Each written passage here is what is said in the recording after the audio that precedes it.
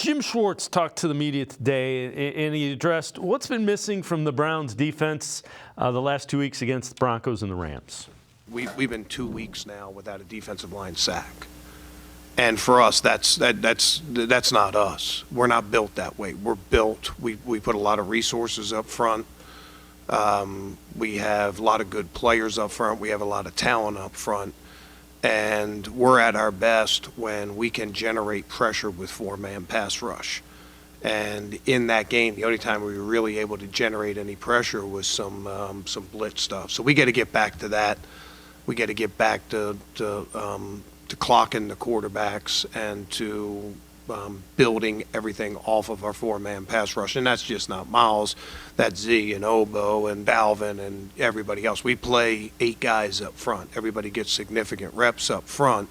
So we just haven't had, one guy not have sacks for a couple of weeks. We've had 8 guys not have sacks for a couple of weeks. And that's, that's something that's definitely on our radar.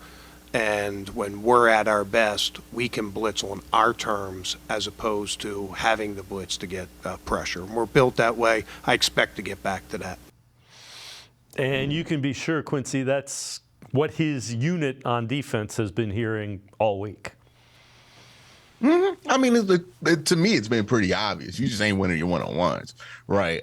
Miles is getting double-teamed. You're going to get opportunities to get one-on-ones. We're not winning them. And you just got to do a better job of winning those one-on-ones. Had the same exact speech.